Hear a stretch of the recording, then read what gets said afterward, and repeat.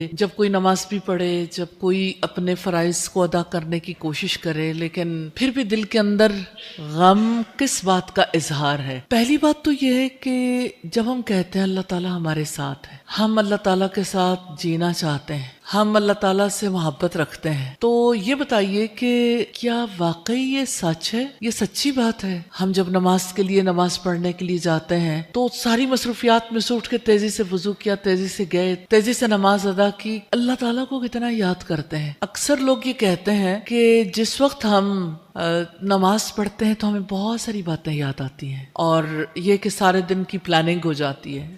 دن بھر میں جو باتیں ہوتی، تھوڑی دیر پہلے جو بات چیت ہوتی ہے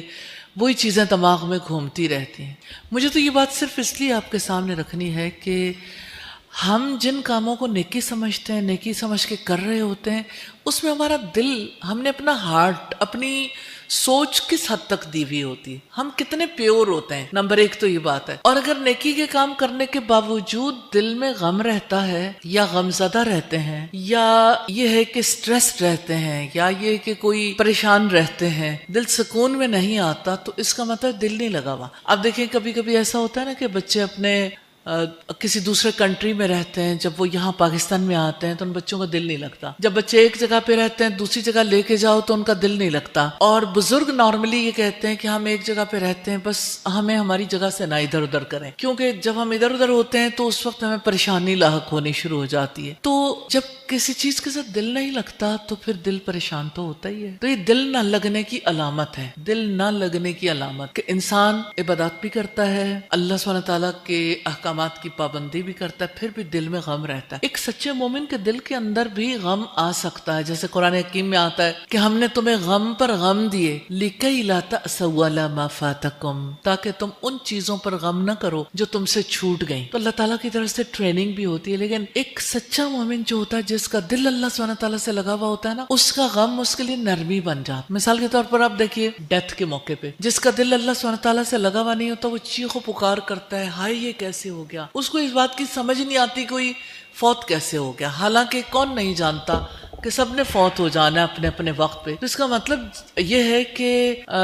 یعنی ایسے فرد کو تو سمجھ نہیں آئی،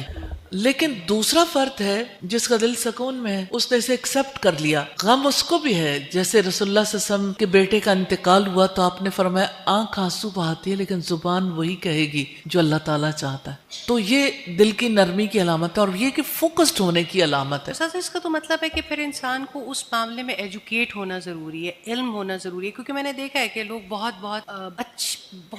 پریکٹس کر لیتے ہیں، لیکن کبھی کسی بھی نئی سچویشن میں جاتے ہیں وہاں اکھڑ جاتے ہیں۔ جی بالکل ایسا ہوتا ہے، مطلب ایک خاص سینیریو میں تو وہ بہت سائیکولوجیکلی دیکھیں تو یہ ایڈجسٹمنٹ پرابلم ہے نا، کہ انسان ایک ماحول میں ایک طرح کے لوگوں میں رہتے ہوئے ایڈجسٹ فیل کرتا ہے، لیکن جب وہ اپنے ماحول کو تبدیل کر کے دوسری جگہ جاتا ہے تو سم ٹائمز اسے اچھا نہیں لگ رہا ہوتا سب کچھ۔ تو آپ دیکھیں جس کا دل دنیا میں لگتا ہے، جب اللہ تعالیٰ کے پاس جاتا ہے اجنبی اجنبی لگتا ہے، وہ تھوڑی دیر کے لیے جا کے چاہتا ہے بس جلدی سے نماز پڑھ کے فارغ ہو جاؤ، کہ جہاں دل لگتا ہے نا وہاں پہ انسان پہنچنا چاہتا ہے۔ تو اسی وجہ سے انسان کو جو زندگی میں دیکھیں مشکلات تو کسی کی زندگی میں بھی آتی ہیں، صدمے غم کسی کو بھی آ سکتے ہیں، لیکن اصل چیز، اصل امتحان کیا ہے کہ انسان اس صدمے کے موقع پر کیا کرتا ہے۔ تو یہ لرننگ ہے، تو انسان کو سیکھنا پڑتا ہے۔